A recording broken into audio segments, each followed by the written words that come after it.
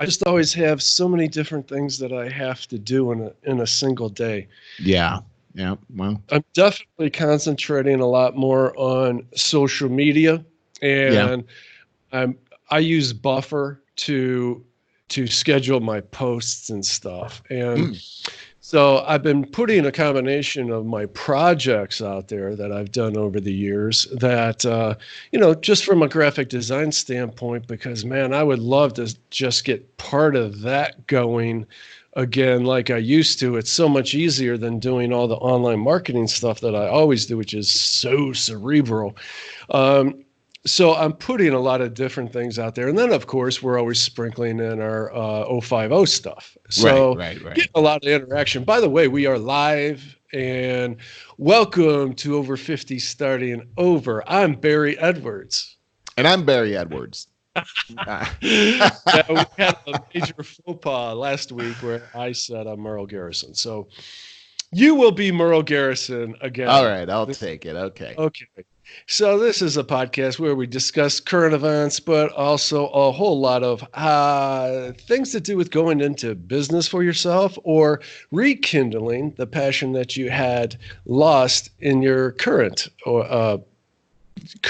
career and so on. So that's the kind of stuff that we cover. And I was just saying, Merle, that I've rekindled my social media presence because it's such an important thing for those of us that are out on their own and to be connected with our audience that hopefully we've taken at least some time to build. And as you do organically, you're going to connect with those of you that relate to you. You will build an audience that relates to you. So hopefully you can convert some of those into clients, but you can't do it if you're not reaching out to them.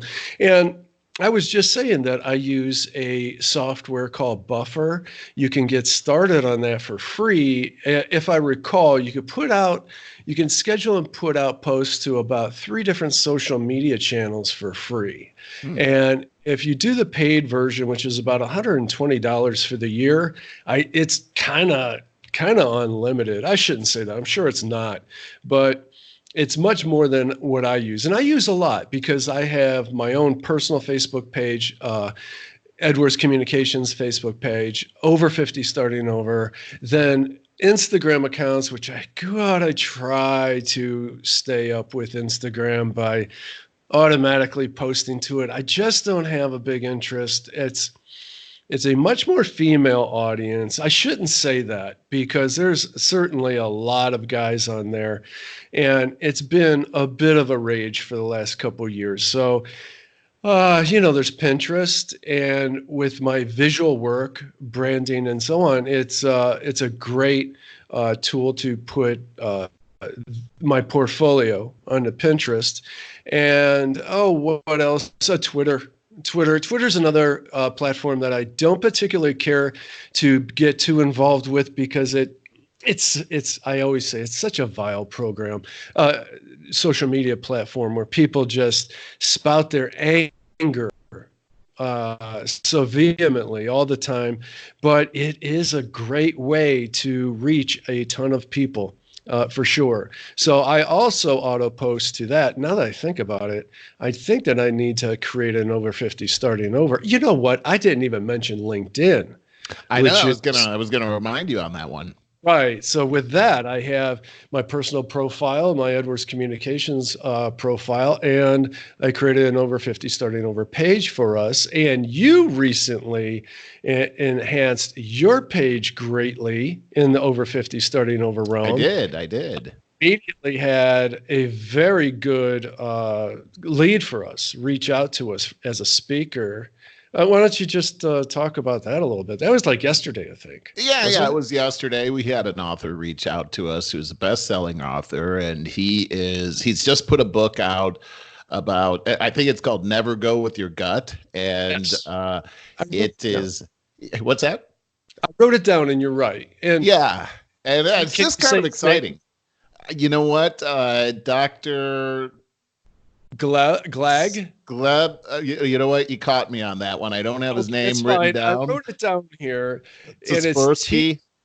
Tispersky. I think that's pretty good. I think so too. Tispursky. Yeah, yeah, and And we're talking about having him come onto the show to talk about his book, and eventually that's going to happen. We've been talking back and forth, so but we've had some other interest as well in coming onto the show too, and talking about their experiences now that they're over 50 and starting over experiences. There's a lot of experiences out there, and in fact, yeah. yes, just yesterday I was talking to one of my colleagues that's on LinkedIn. I'd worked with her in the past, which, I'm posting the show on LinkedIn, and I'm getting a lot of different responses. And Different.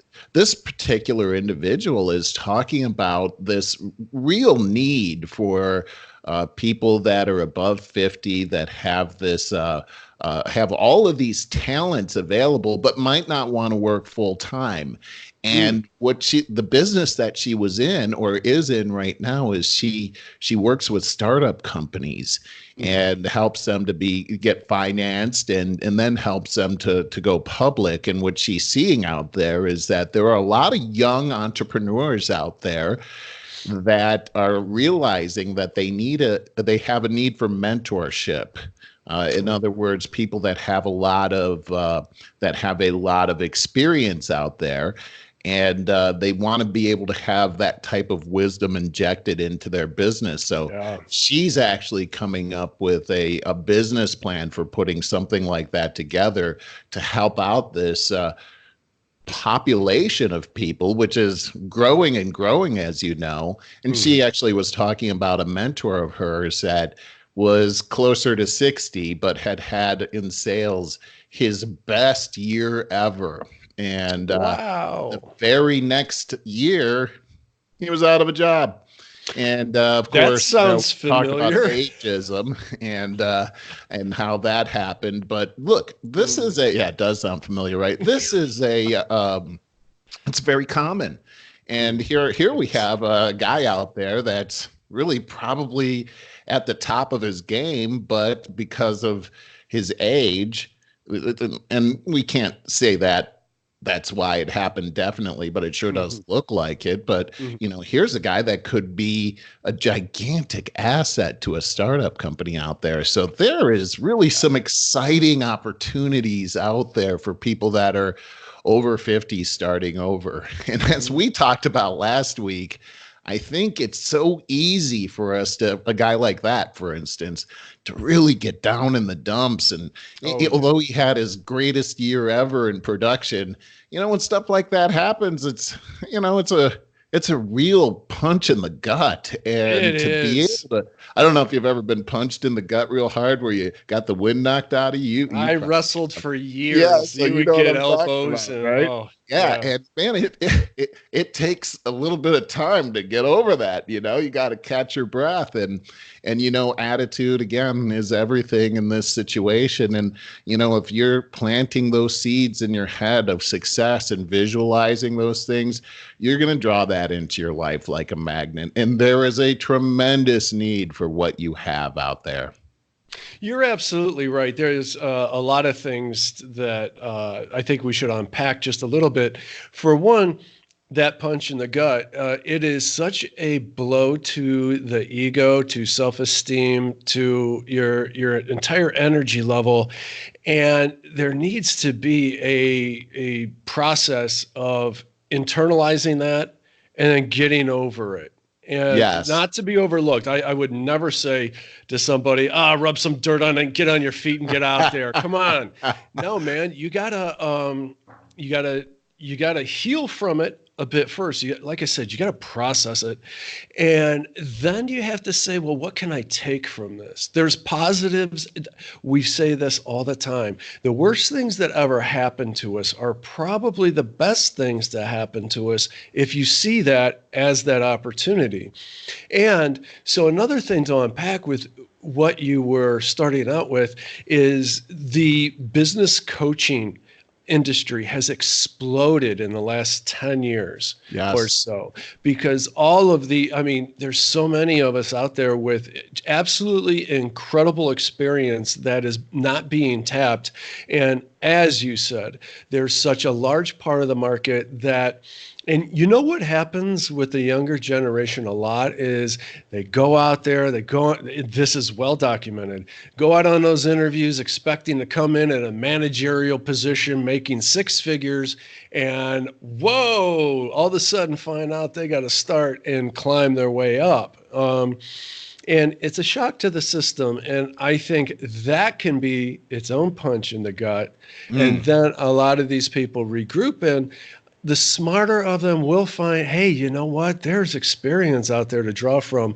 The most successful people that I run into in my industry and related do business coaching that Yes. do ongoing. I mean, you can get, ongoing online education. We are certainly a start and introductory phase of that. There's a lot of that out there, but to put this in over 50 starting over terminology is, I'll just say again, there's a tremendous industry out there for seasoned professionals, Absolutely.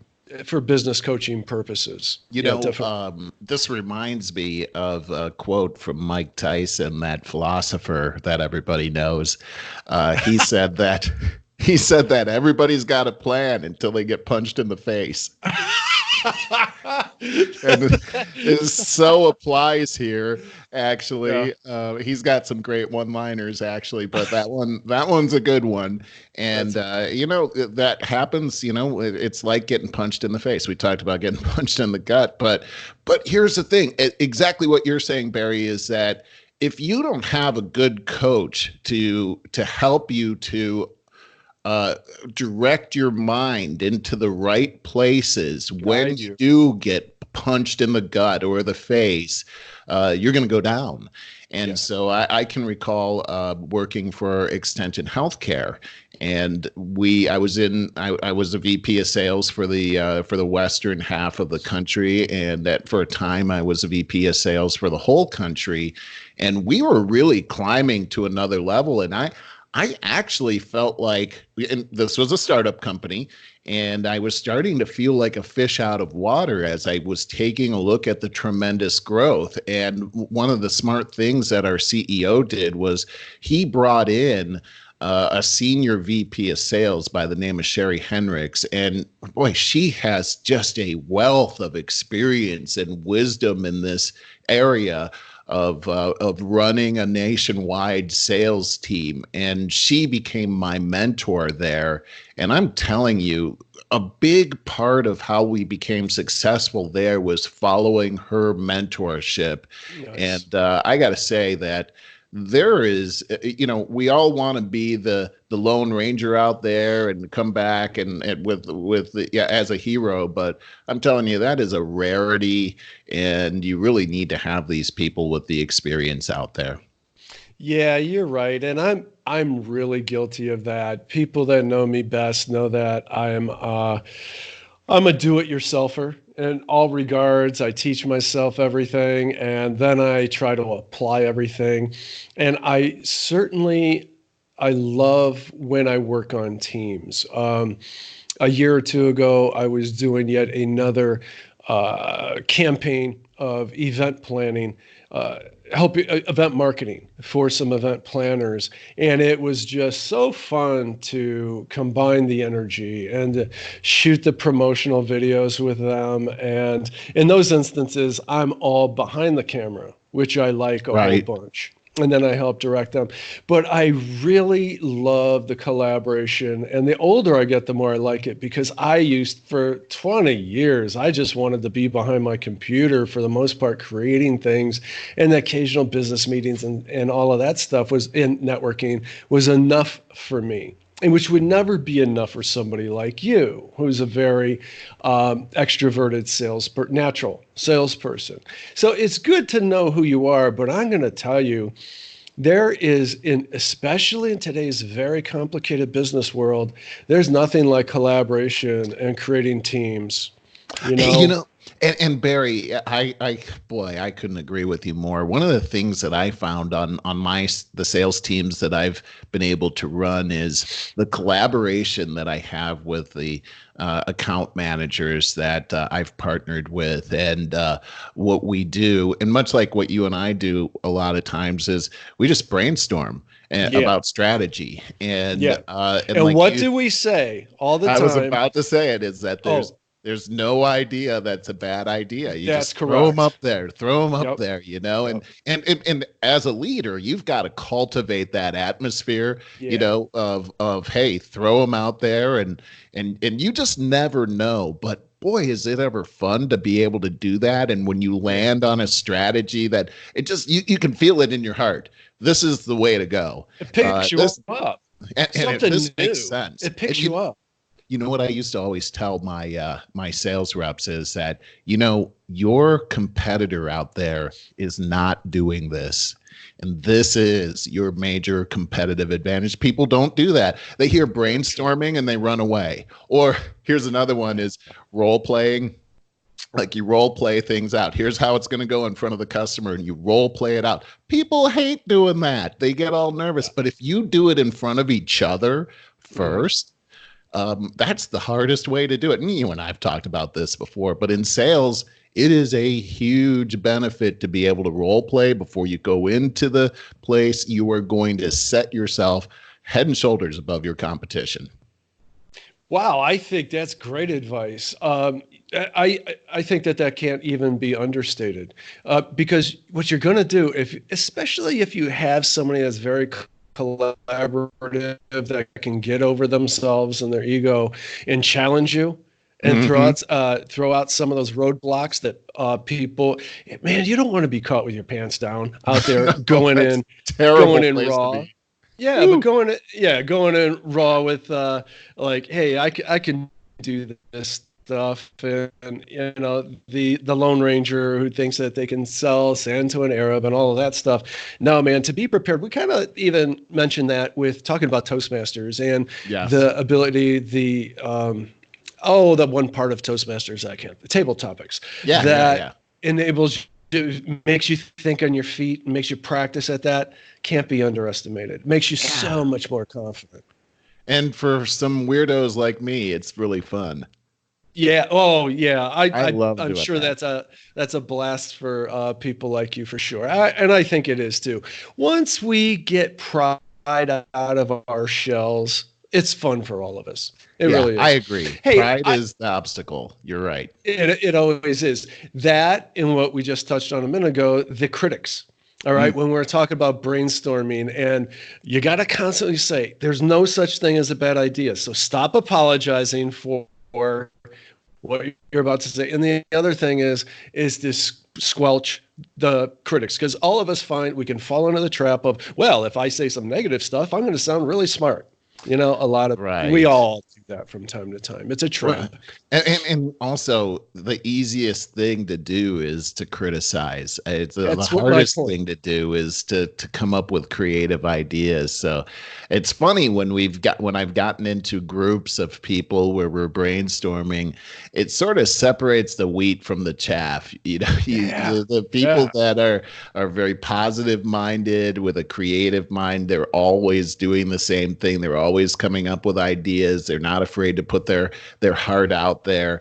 The people that really don't have any kind of creativity going on, all they can do is really cut things down, and it's Yep. like, okay, I'm taking notes over here. So, Right. it's I'd say the interesting. best way that you could approach that as a team member when somebody throws out an idea is to approach it with, like, you can think on your feet, but start with something like, okay, that's a really interesting idea. How can we overcome these obstacles? I love that. I As love that. opposed to, here's why it won't work. Hey, You hey, know? you just reminded me of just a little tidbit of information along those lines. And it is, as you're going through this brainstorming, a lot of times people will say, well, that's a good idea, but this and that and the other. Well, it's Yeah, yeah, interesting because as soon as the but word comes up, that's criticism, and people feel that criticism. So what he taught us to do is, instead of saying but, say and. Yes, it's I beautiful. read a whole book on that. There's a whole book on that? Wow. Yes. That There's a must be TED talk pamphlet. on it too. Okay. It's really powerful. But What is is a that? very negative word. Really is. Very negative. But if you could say and, okay, that's a really interesting idea. And how about if we look at this? It's so much better than saying but, and here it comes. Already defenses are coming up. Yeah. But's like the a big speed bump, It is. in the mental process, and it inhibits the other people too, because nobody else wants to hear. But right. they want it. Everybody needs to have. You have to be careful of how you nurture people's egos in that type of a setting. Yeah. To put this in a real world frame, and let's try to keep this somewhat brief. We got a lot of other things to talk about, but we came across this conversation because we were talking about our guest speakers that we want to bring on and how we want to bring them on. You and I were just talking about that and brainstorming on that. So do we want to do so-called bonus episodes where maybe we switch off interviewing these people, whoever we think may have a better sense of chemistry with someone or another, does a bonus episode. Maybe it's a half hour, but we put it out there as a bonus episode so that we keep this Over 50 Starting Over main ship, so to speak, our flagship podcast sacred. Or do we just bring them on as part of the Over 50 Starting Over part of it, and you and I, so now it's 3 people, okay, which is the hard part with Skype, because Skype is, people notice when we talk over each other, Skype bogs down, So that's kind of our dilemma. I am partial to, because I see this on social media, this is the way I'm thinking about it. As of right now, we're always seeing, pretty much on our posts, we're seeing the same banner, our Over 50 Starting Over banner. Hey, look at our new episode, check it out. And then a little description of it. But I kind of would like to see, I'd create a new banner that with a stamp over top of our banner that says special guest in red. Yeah. And I've been thinking about that too. My idea was, well, you just said what both of our ideas were. I'm sort of leaning towards the special edition now, but I think it would be interesting to get feedback from our fans on that too. Yeah, that's why I figured I'd put it out there on the interwebs. So to clarify, you're sort of leaning towards, let's keep this one sacred once a week, but do a bonus episode. Yeah. And it has everything to do with the fact that we're using Skype. And I can remember a lot of business conference calls I've had over Skype where we're all trying to talk, and it's comical. So, I hear you. Even just between the two of us, we it's so hard not to talk over each other because we then drown each other out. Well, this podcast originated because of our phone calls are so energetic and a flurry of interesting things going on, and we talk over each other constantly, usually very loudly with a lot of laughter. And I think we both just kind of habitually found that we got to be careful about, we do have to be careful about that. But I think our next step is we got to do a test run, and hopefully with your brother Scott, we can get him on and see how it works and doesn't work with 3 people, and then let's go from there. But I'm wide open to the switching off and doing guest speaker spots as a bonus episode. We'll have to see.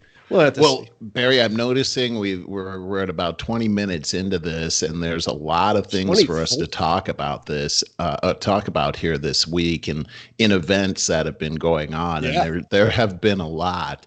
And I just wanted to bring up the whole Kobe Bryant passing this week, which here I am I'm in Los Angeles, and I can't say that I personally am a huge Kobe fan in basketball. I'm not a big basketball fan, to be honest with you, Same. but Kobe Bryant was sort of like the mayor of Los Angeles here, and his passing has been devastating, not only to this city, and not only to this country, but around the world. Mm. And just a personal story here. It was Sunday morning that this happened. At 9:47 on Sunday morning, this happened, and I was in my living room with Anne Marie, and around 9:40, 9:35, the flight path of that helicopter went right over my house. And it was a foggy day that day, but when this helicopter went over our house, it shook the entire house. Very unusual. It sounded like, I thought it was a military helicopter, actually, like one of those big Black Hawks. The way that it sounded, you could tell that it was extremely low. It sounded like it could have landed on our house. My windows were rattling and everything. Anne Marie yelled out. It was quite a thing, and then it just passed. And then about an hour later, maybe a little bit later, I saw something come up on my iPhone saying that Kobe Bryant had passed in a helicopter accident. And I was so shocked. Anne Marie was in the kitchen at that time, and I ran into the kitchen and I said, I mean, I almost couldn't get the words out of my mouth that this had happened. And she said, "Well, where was it?" And I'd only seen the beginning of the article, and I looked down and at first I thought it said California, but then I realized that it said Calabasas, which I live on the border of Calabasas. Yeah, didn't you say it was just a couple miles from your house? Only a couple of miles from my house. What happened was I live right at the 101 in Topanga, and it passed. I'm a block from the 101, so as soon as it got to the 101, it passed over my house, got to the 101, made a right-hand turn, and went 2 miles down the road. And then for some reason, it made a left into where Las Virgenes is the name of the road. There's a mount. There are these mountains on the left-hand side, and for some reason, it made a left into that area and crashed into the mountains there. And we didn't hear the explosion. Apparently, from the wreckage, you could see that there was an explosion there when it hit the ground. We didn't hear any of that because it was on the other side of the hill. But when we did figure it out, just devastating to the town. We were glued to the television all day long to get more information on who else was on the helicopter. And when we found out that Kobe's daughter and other youngsters were on the helicopter as well, it was just so amazingly sad. And I just want to say this about that. There is, at least here in Los Angeles, I don't know about anywhere else, there seems to be a cloud of mourning over the town. And I was blessed. The very next day, my daughter sent me a text around noon and asked me to go to lunch. And you know what? That's never happened before. And of course, I was delighted.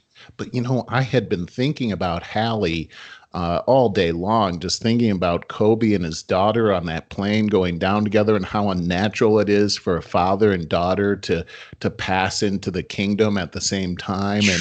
And so I got together. We went to California Chicken Company, which we love, and we were sitting there. And I was telling I've seen this video now that's been going around of the crash, and we're not. It hasn't been confirmed that that's it, but it looks exactly like this was it. And we see this helicopter in that mountain area spinning before it actually hits the ground. So wow.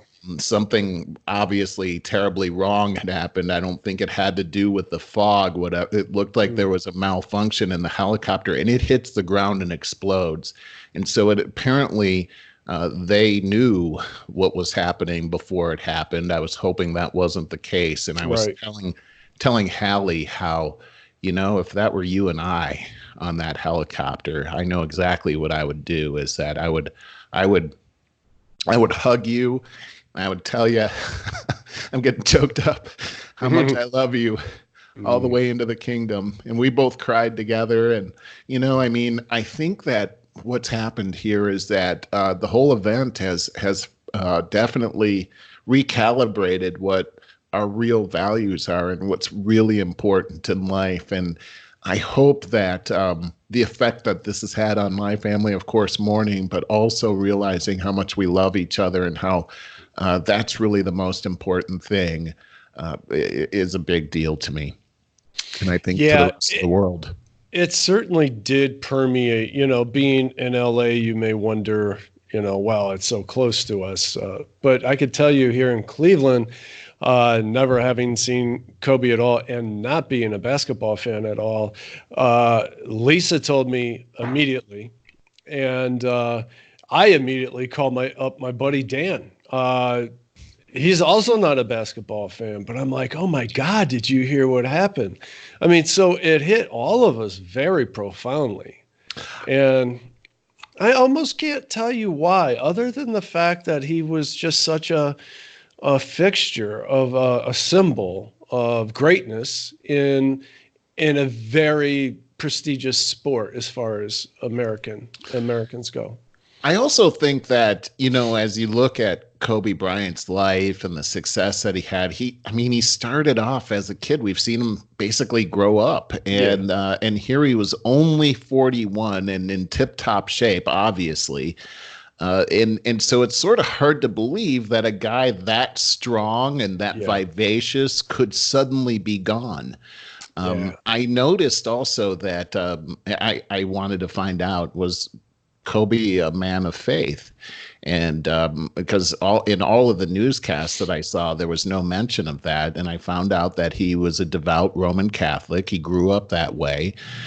He also talked about how when he went through his real trial in life, and that was when he was accused of rape and he had just gotten married and his wife filed for divorce, that it was really his church. There was a priest at his church that really helped him with his faith, and that God had forgiven him for this, and that's why Jesus had gone to the cross, that he had buried away the sin of adultery, and that of course, the way Kobe says it is that the priest asked him, well, did you do it? And he said no. And he said, okay, but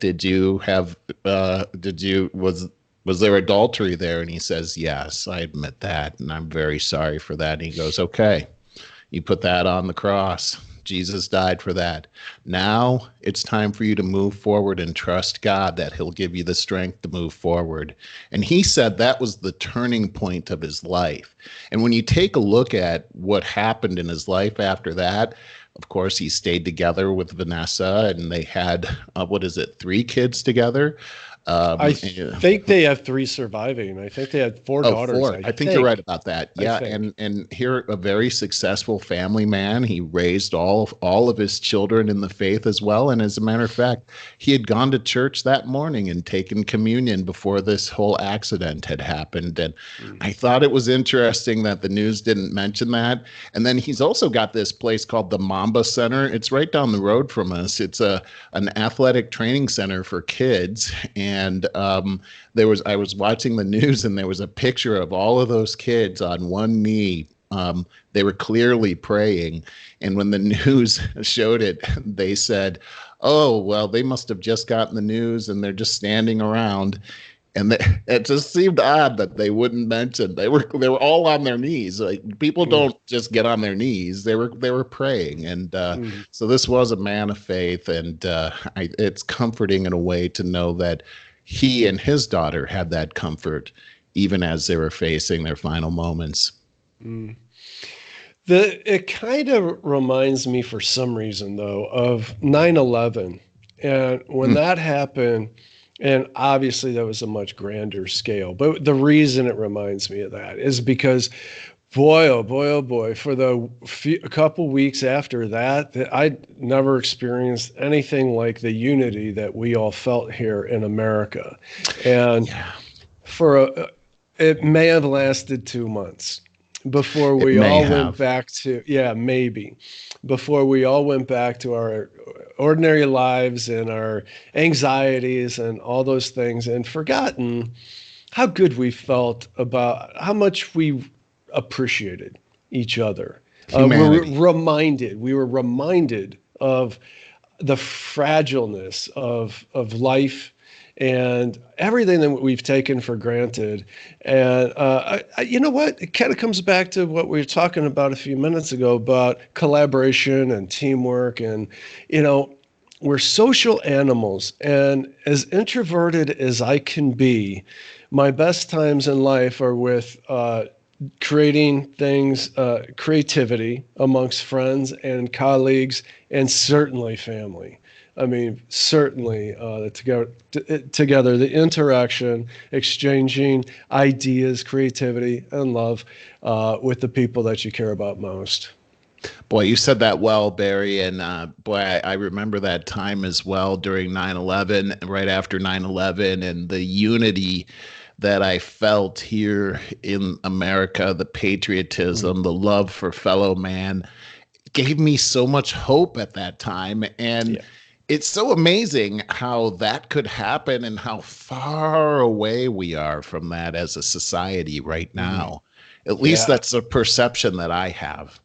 Well, it is. There's no way around it. And, you know, we could just rehash all of that, but it's in a large part due to social media for sure, which has only been around for 11 or 12 years. So we're really in a very, if we're even in an adolescent stage of social media, that's being generous. And so it's something that we grow up with. We'll learn to mature and realize that even if it's a virtual presence, an avatar online, it is still a part of you and it is still a reputation you have out there. And people are going to learn that even if you don't care about your reputation out there, if you're putting out hate, that's going to come back. It's not going to do you any favors. What you put out there is what you get, whether it's directly or indirectly. You got that right. And Yeah. it's just like that Beatles song, the love you make is equal to the love that you take. I mean, you put it out there. And I actually disagree with that. I think that whatever you put out there in love, you get back exponentially. Yeah, yeah, that's the other side of it for sure. And you know, in more Buddhist camps, we call that karma.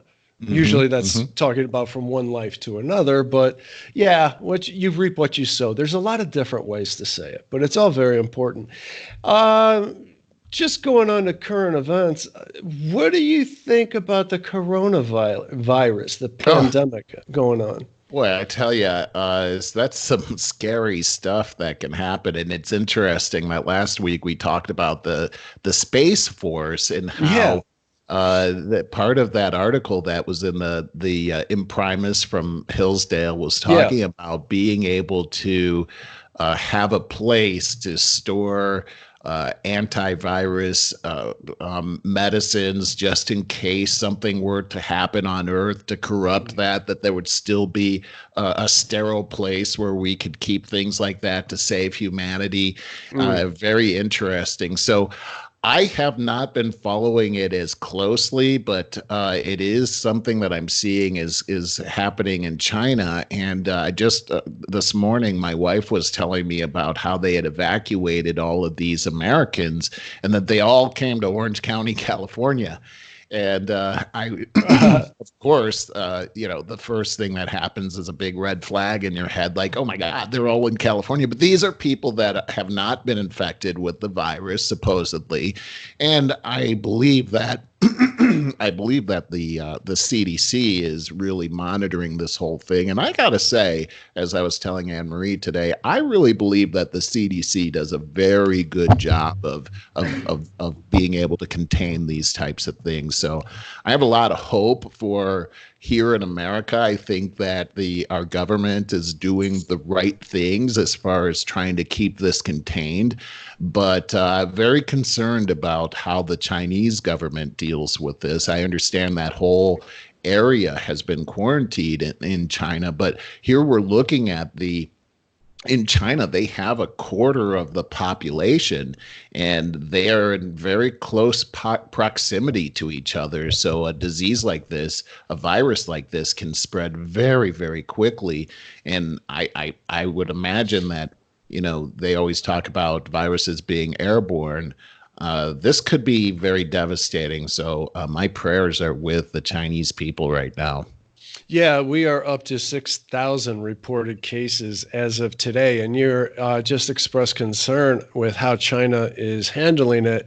I just saw a news report here within the last hour that they are building rapidly a hospital facility that's going to house up to 1,000 patients.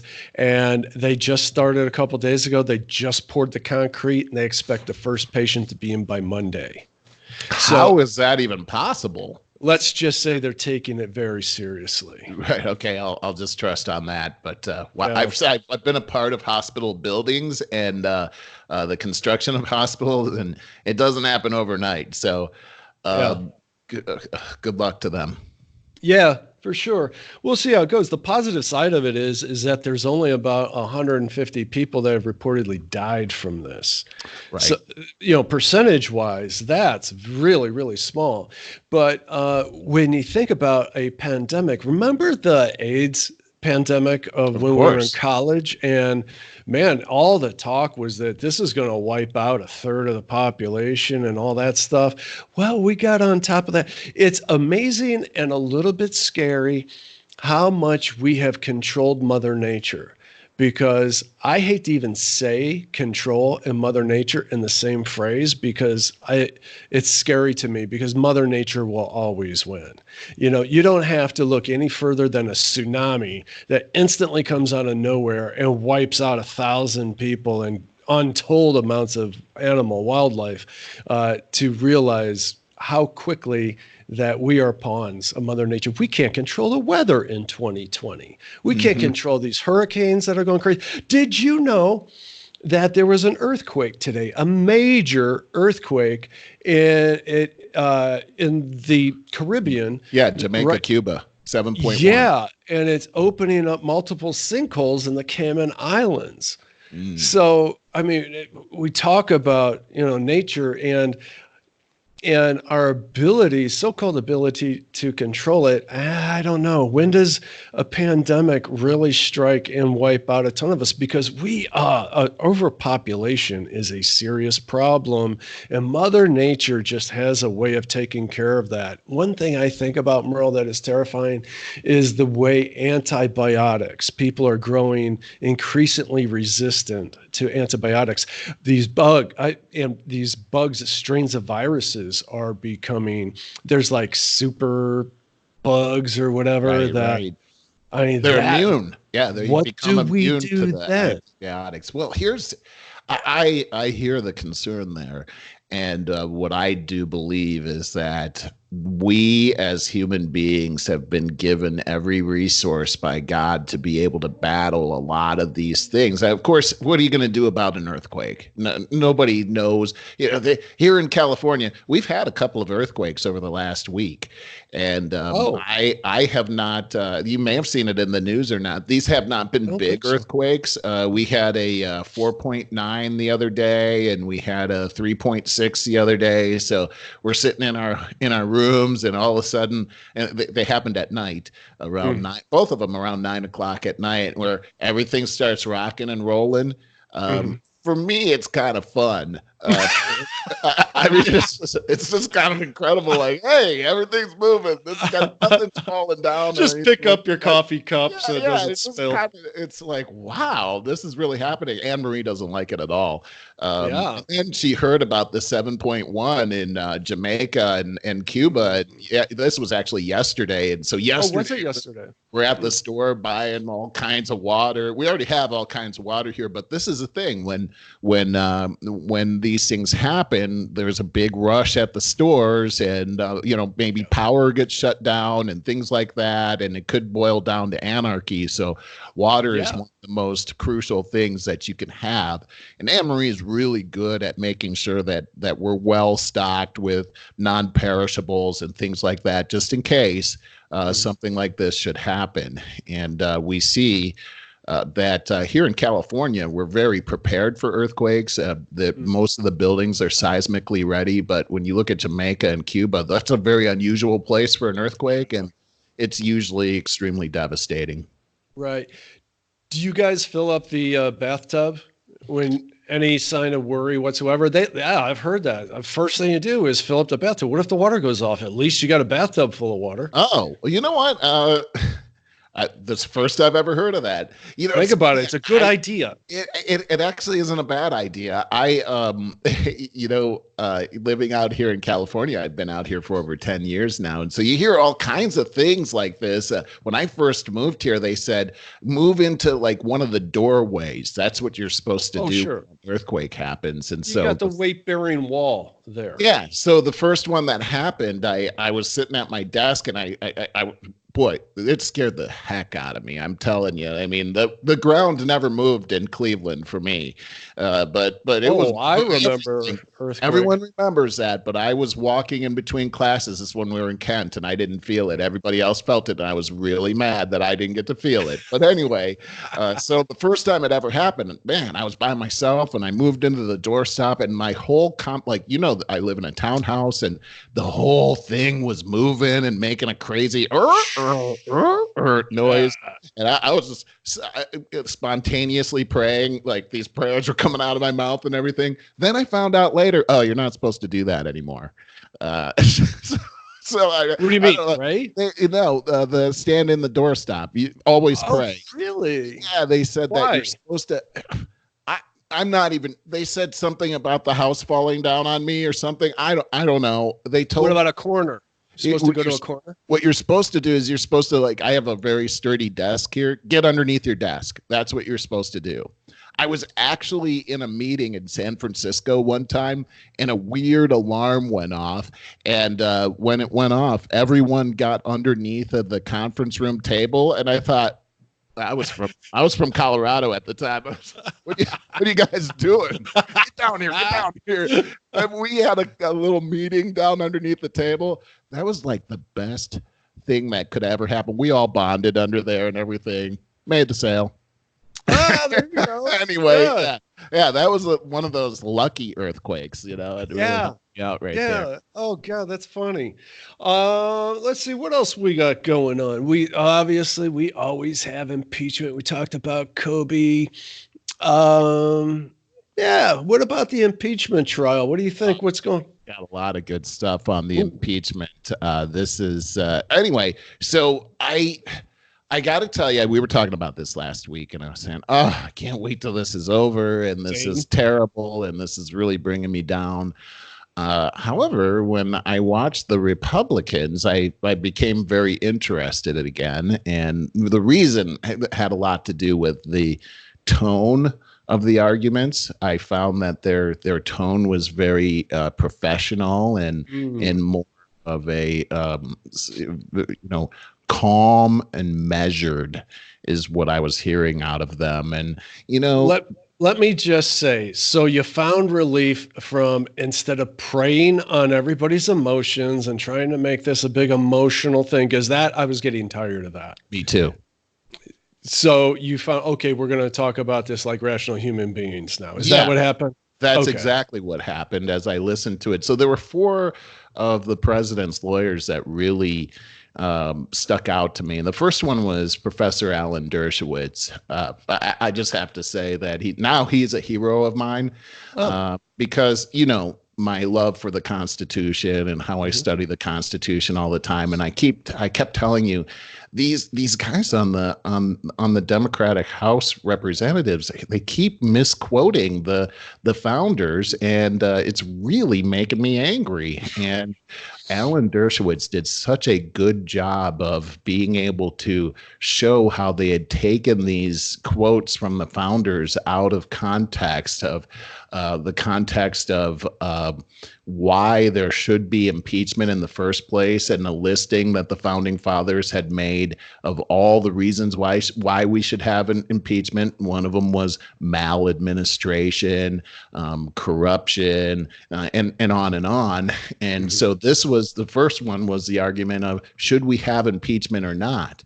Well, the interesting thing is that the House managers kept quoting from the founding fathers under the should we have impeachment or not. But as they decided that they should have impeachment, what they decided, and Madison was the big leader on this, is that it has to be very narrowly defined. Otherwise, every president is going to be impeached. And so maladministration and corruption are very vague terms that could be applied to anything, even abuse of power even is a very vague term that could be applied to everything. And so they narrowed it down to treason, bribery, high crimes, and misdemeanors. And Alan Dershowitz did such a great job of outlining the fact that high crimes and misdemeanors means something different than most of the population here in America thinks. And as Blackman, who is the premier lawyer from England that the founding fathers got a lot of jurisprudence from, was saying, is that high crimes and misdemeanors coupled with bribery and treason means this, that high crimes and misdemeanors has to be a crime. And Dershowitz pointed out that obstruction of Congress and abuse of power is not a crime, and therefore does not rise to the criteria level of impeachment. The second person I was very impressed with was Jay Sekulow. I've been a big fan of Jay Sekulow for a long time. He runs the ACLJ, and I'm a member of the ACLJ, as a matter of fact.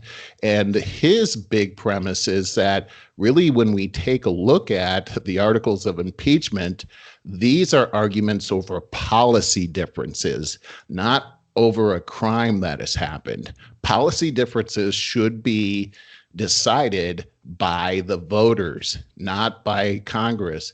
And That's so it's important. Yes, and it's important that the founding fathers rejected the idea that the president serves at the pleasure of the legislature, much like was happening in England and still is happening. So that was a big philosophical difference right there that the founders rejected, and these articles exhibit that. So that was Jay Sekulow. But I thought one of the most damning things that were brought up was by the attorney by the name of Pamela Bondi, who went yesterday, and she talked about Joe Biden.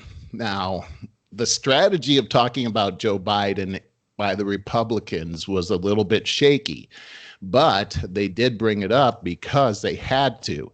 During the deliberations that the Democrats did, they brought up Joe Biden and Burisma over 400 times. And so obviously they made that an issue, and they said basically nothing to see here. It's been debunked. Well, the Republicans had to challenge that because who's debunked it? So some of the information that's come out here I thought was very interesting, where they were showing that Joe Biden was the one that was sent over there in 2014 to fight corruption. And only 2 months later, Hunter Biden got his job at Burisma.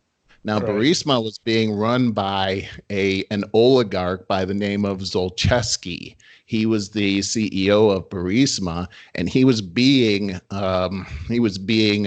what do you call, the prosecutor was investigating Burisma. They were saying that money laundering was happening there and all kinds of nefarious things. At this very time that that was happening, Hunter Biden was being paid $83,000 per month. Think Mhm. about that. $83,000 Well, per month. That's far above what normal board members make here in America. Let's say for Chase Bank, the board members there don't make nearly that amount of money. So he was sure. being paid a lot. We've seen the interview with Hunter Biden on ABC where he himself admitted that he wouldn't have gotten that job had his Mhm. dad not been in charge of corruption there. So very interesting when we talk about this. But it goes on to say that we've all seen the video of Joe Biden and how he was bragging that he had the Shokin, who was the prosecuting attorney, let go. Well, this Shokin person, 3 days before the president's call with Zelensky, that now has caused this whole impeachment trial. 3 days before that, he's on the record of saying that he knows that he was fired because he was investigating Burisma, and that one of his next interviews was going to be with Hunter Biden. And Mm. so these things are all on the record and they don't look good as far as the Bidens are concerned. But at the same time, you have to look at this and say that, it was the president that was saying, hey, a lot of people are talking about Joe Biden and how how he had the prosecutor fired, and we'd like for you to investigate this. Isn't that the president's responsibility to root out corruption, not only with to find out if there's corruption within countries that we're sending our tax dollars to, but Mhm. also corruption within our own government? It Mhm. seems like that should not be an impeachable offense. However, it goes on. Just last night, an article came out and it was talking about the Bidens again. And surprise, surprise, it turns out that Joe Biden's sister, her name is Valerie Biden Owens. This just came out in a book called Profiles in Corruption by Peter Schweitzer, where it's showing that as a campaign manager for Joe Biden in 2008, she funneled campaign fund money into her firm, $2.5 million worth into her firm of the campaign money. That she was a campaign manager. Not only that, but also showing that James Biden, who is also a son of Joe Biden, has now received $1.5 billion worth of government Whoa. contracts.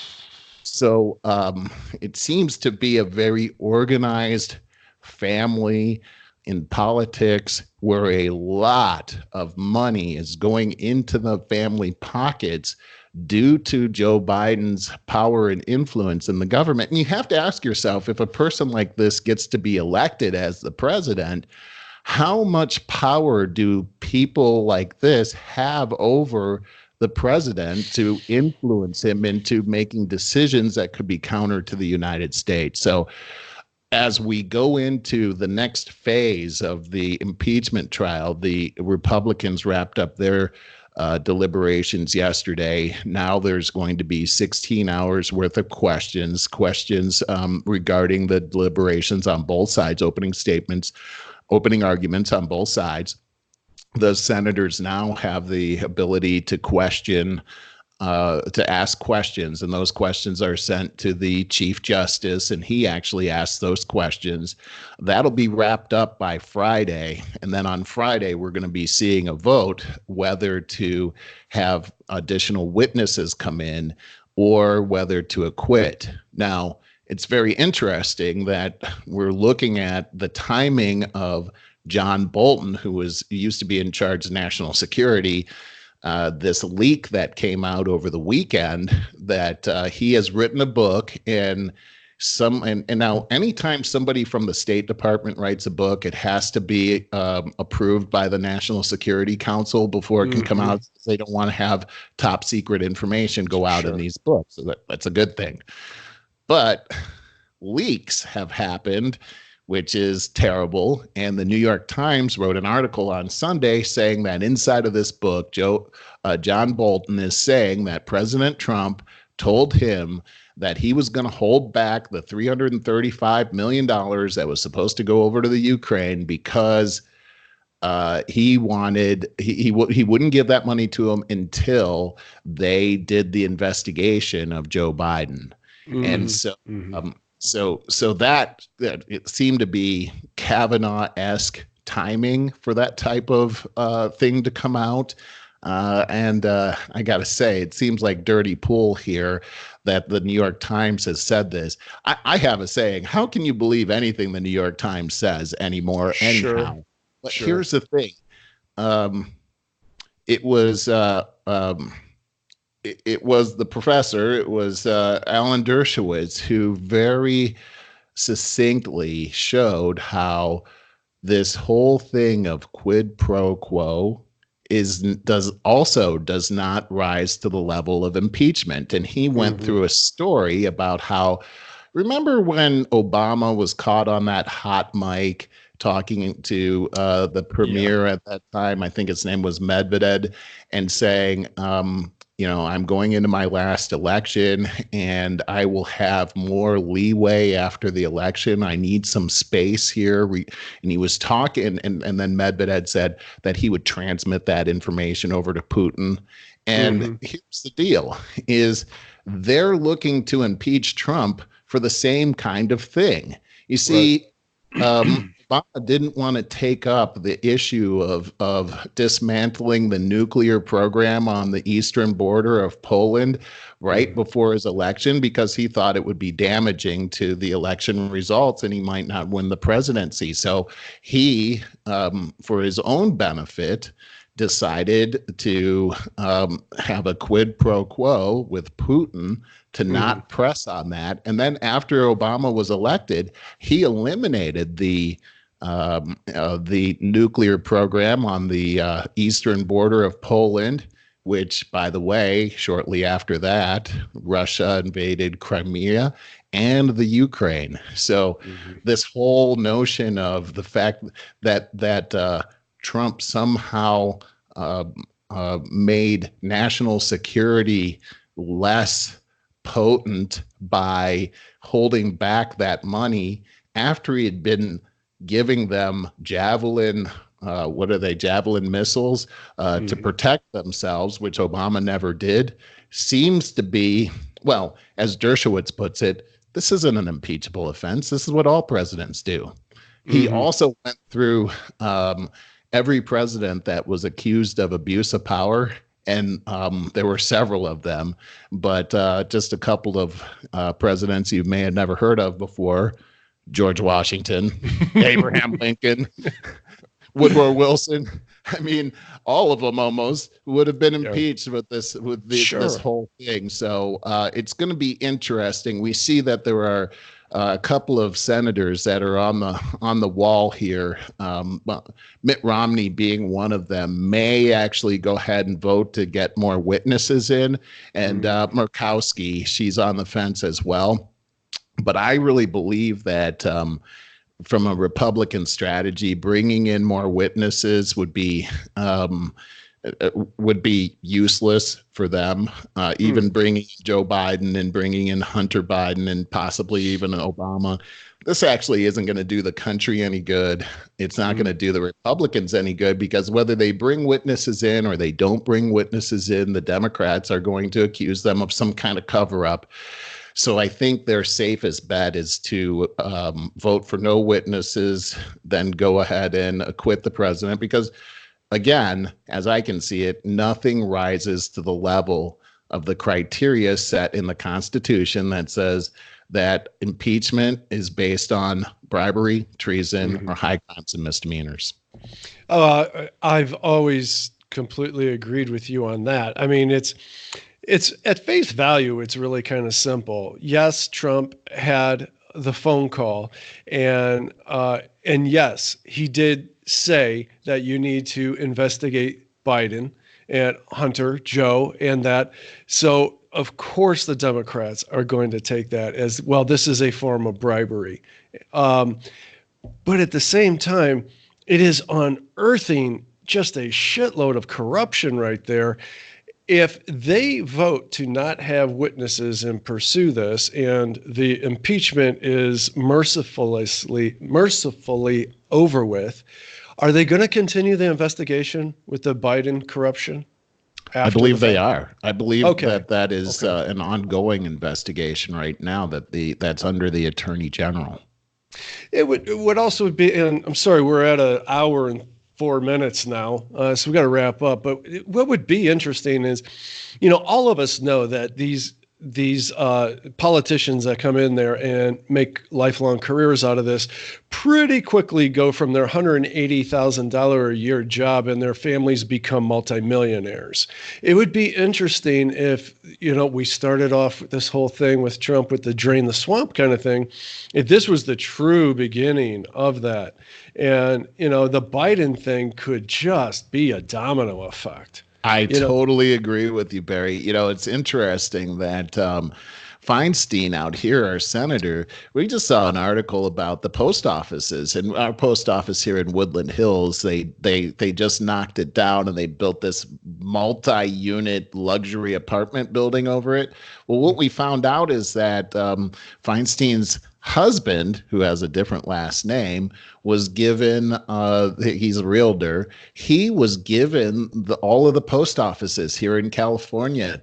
He's selling those, and he's making a gigantic profit off of selling those. Now, here's the deal: is the post office is run by the government. By the way, they're billions of dollars in debt, and the taxpayers are the ones that are financing all of the buildings and everything like that. So if there's any profit by selling the land, it shouldn't be going into Dianne Feinstein's bank account. It should actually be a tax return for the taxpayers here in the United States. So we're seeing all kinds of